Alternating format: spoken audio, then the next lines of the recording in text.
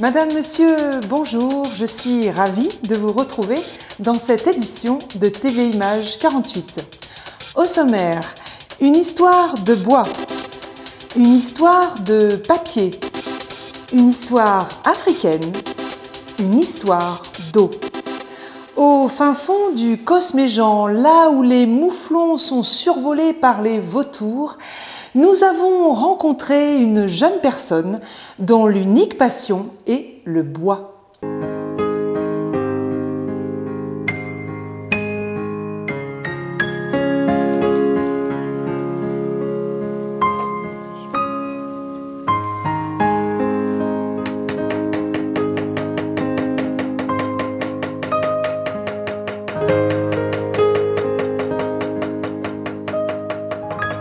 La récompense du bois, c'est de voir la réussite du modèle, que le client soit content et d'avoir respecté le bois et de l'avoir travaillé avec toute la noblesse qu'il mérite, permet d'avoir des résultats dont on est toujours content. Et le grand plaisir de travailler le bois et la passion, c'est que aussi on est souvent très satisfait du résultat. Bon, il faut reconnaître que des fois, il y a quelques défauts que l'on voit soi-même et que d'autres ne verront pas, mais c'est au travers de ça que l'on évolue, parce que c'est un métier dans lequel on apprend tout le temps. L'assemblage pour l'ébéniste, c'est d'arriver à encastrer un morceau de bois dans l'autre par un système donc de queue d'aronde ou de queue d'ironde. Et en fait, par un principe de pente, on encastre un côté sur une face ou sur l'arrière, et avec une certaine pente, en fait, on encastre, il n'y a pas besoin de coller. Alors la particularité de l'ébénie, c'est aussi de pouvoir apporter la petite touche personnelle. Et au lieu de mettre tout simplement des boutons ronds, j'ai fabriqué des petits boutons que j'ai tournés. Et donc il y en a 10 sur le meuble, différents. Et tout est articulé bouton par bouton, tout simplement.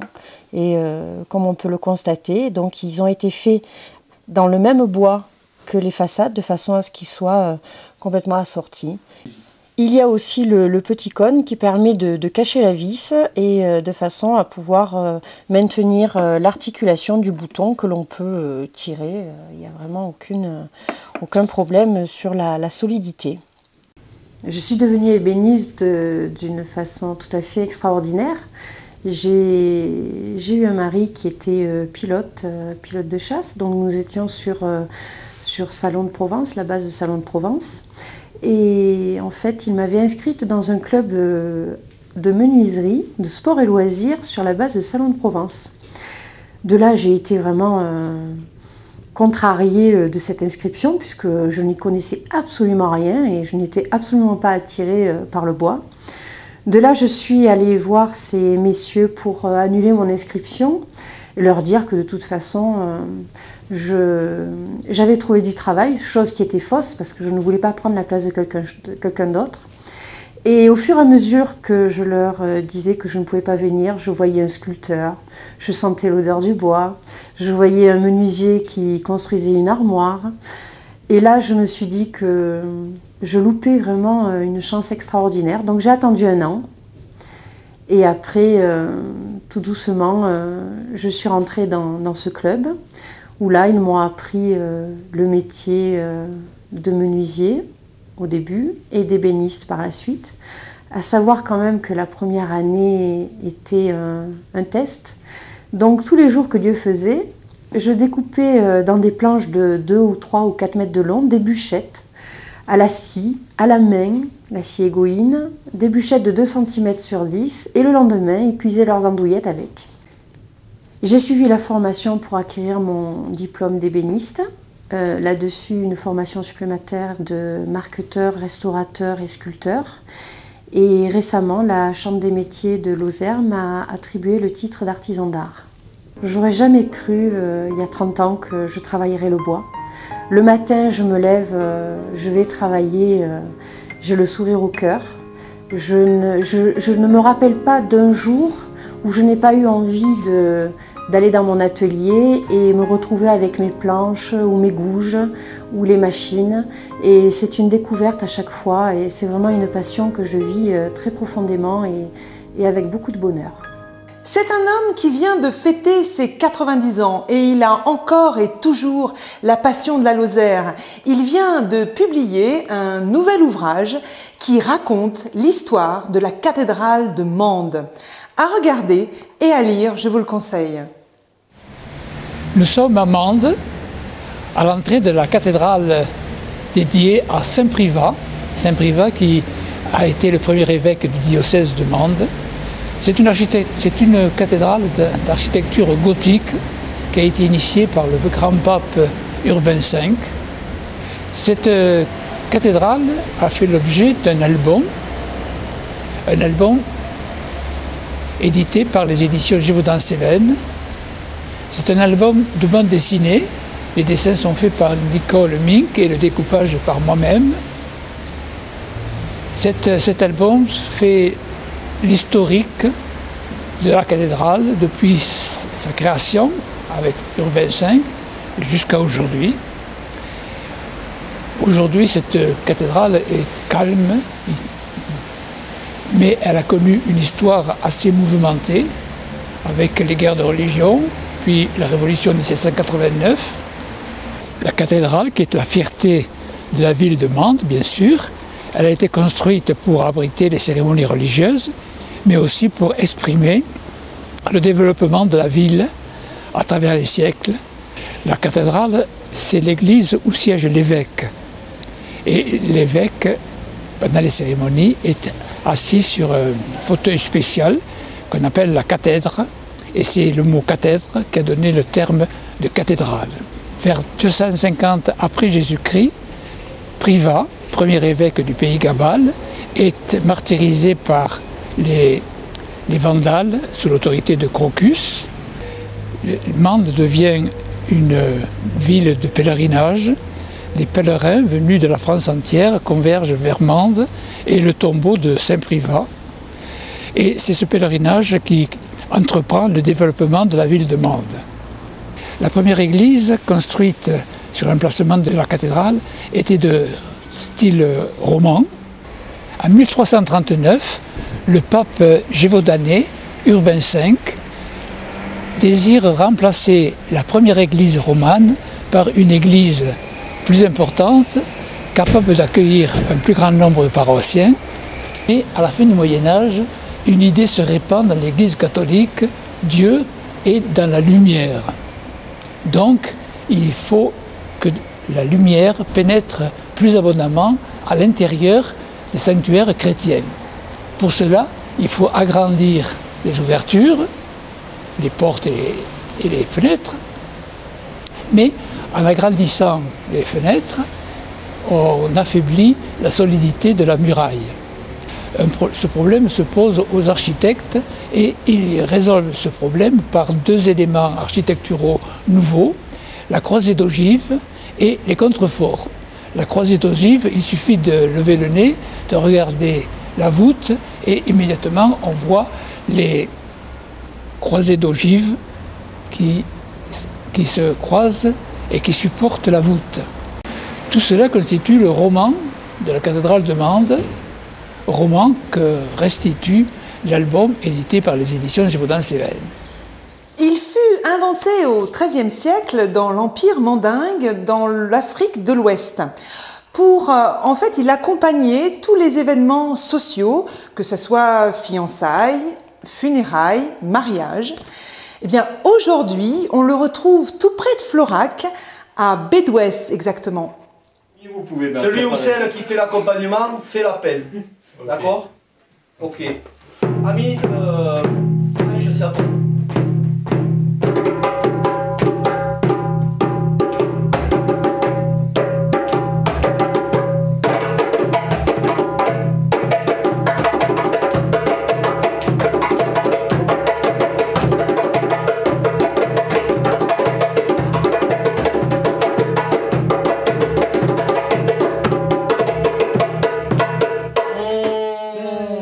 C'était pas une bonne idée. C'est pas bon, hein? Non, c'est pas une bonne idée. C'est pas bon. Donc les 3 sons, il y a la basse. Donc le djembé, on le tient comme ça pour que le son sorte dessous. La basse, on va positionner la main au milieu du djembé, sans trop serrer les doigts, sans trop les écarter. On tape avec le plat de la main. Voilà. Pas au bord, pas au fond, à peu près au milieu. On n'écrase pas la main, voilà. Le tonique, on ramène la main un peu vers le bord, on serre un peu les doigts. Voilà, les doigts un peu serrés. On tape avec cette partie-là. Ça fait un son un peu rond. Voilà. Le claqué, c'est pareil, sauf qu'on va casser, on va ouvrir les doigts. Tonique, claqué.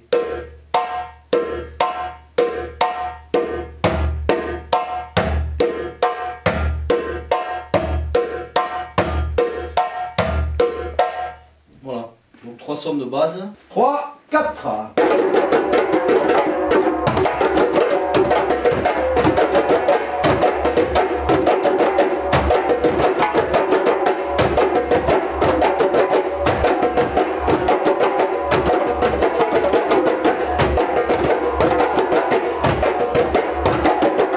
Le but de ces leçons, c'est d'arriver à fabriquer ce qu'on appelle une polyrythmie, c'est-à-dire de pouvoir s'entendre jouer à plusieurs.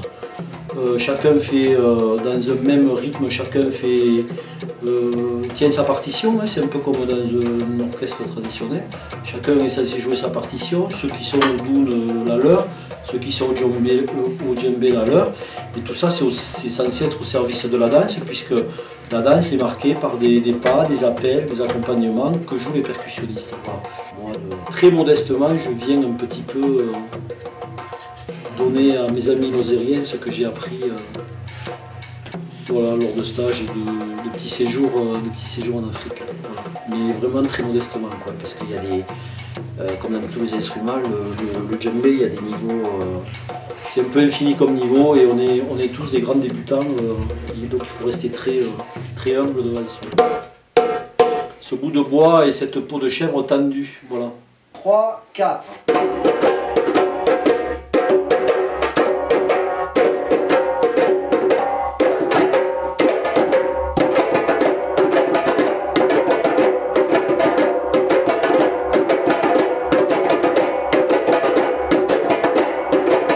L'association Djembé Gaieté a été créée en 2005 d'initiative de 6 personnes qui étaient autour d'une même passion qui est les percussions africaines. Dans l'association actuellement, on est à peu près une dizaine de personnes à suivre régulièrement les cours le vendredi. Ensuite, on est un peu plus donc quand il faut préparer les événements. On a déjà joué pendant les festivals du film à Vébron. On a joué pendant le Téléthon à Florac aussi. On a joué pendant la fête de la soupe et plein d'autres manifestations. Quel est le meilleur endroit pour sensibiliser les enfants au respect de l'eau et à la préservation de l'eau? Nous sommes en région lozérienne, allons donc à Quézac, où la Wet Aquademy a installé des ateliers créatifs et ludiques pour participer à de vraies aqua-aventures.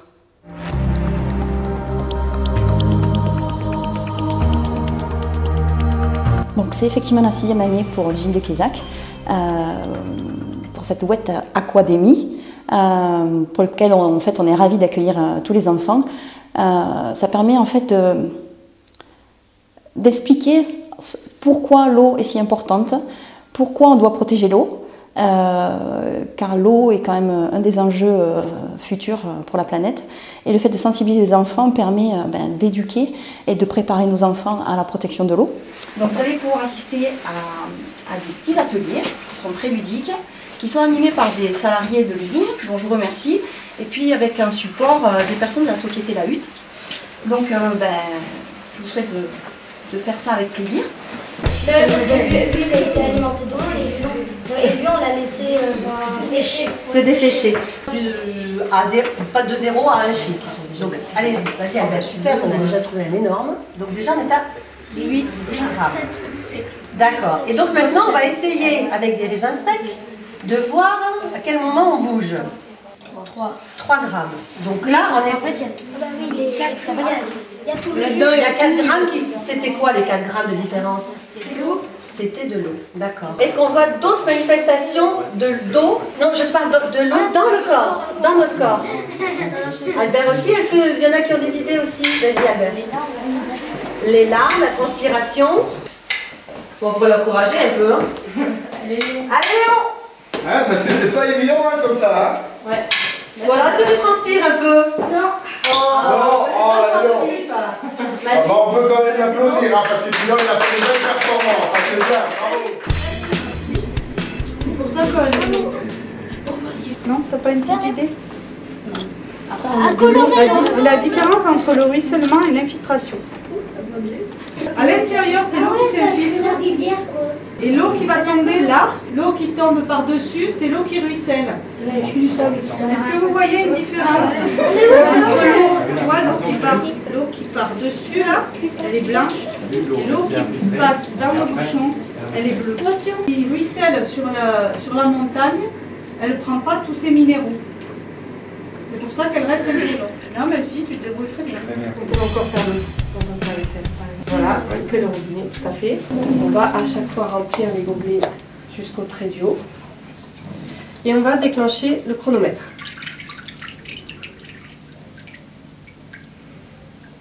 Bon voilà, on va dire que c'est vide. Donc 27 secondes. 27 secondes. Comment c'est bon, c'est bon. T'arrives pas à passer, Albert, tu t'écoutes déjà. Je vais lancer le chronomètre. Tu peux démarrer. Encore un peu. Allez, 30 secondes. Dès que ça arrive à... Je crois que tu fais plus d'une minute. Combien? La moitié? Oui, une minute 2, ouais, voilà. Un peu plus vite. Avec un petit écran, c'est pour vérifier aussi. Voilà. Donc, une fois que c'est parti. C'est la force. La force, on va pas découvrir.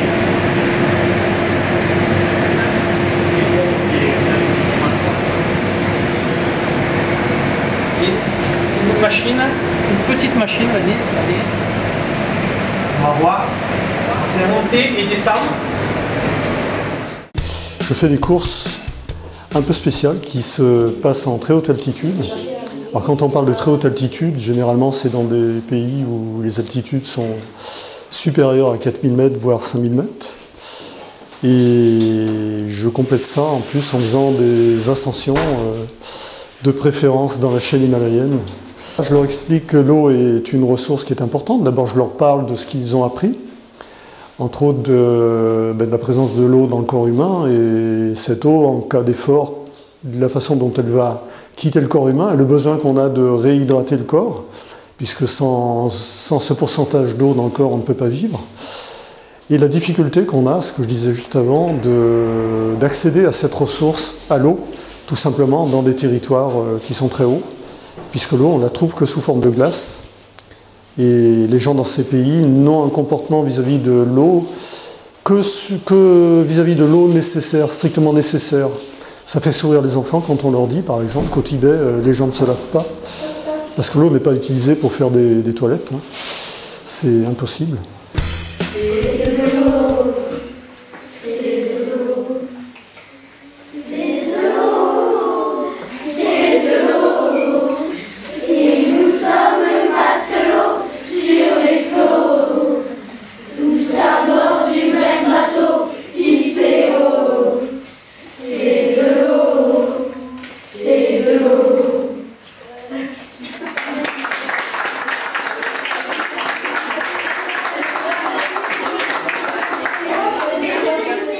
Vous l'avez remarqué, les enfants chantaient a cappello? Moyen quand même, hein. Voilà, cette édition est terminée. Je vous retrouve bientôt. En attendant, portez-vous bien.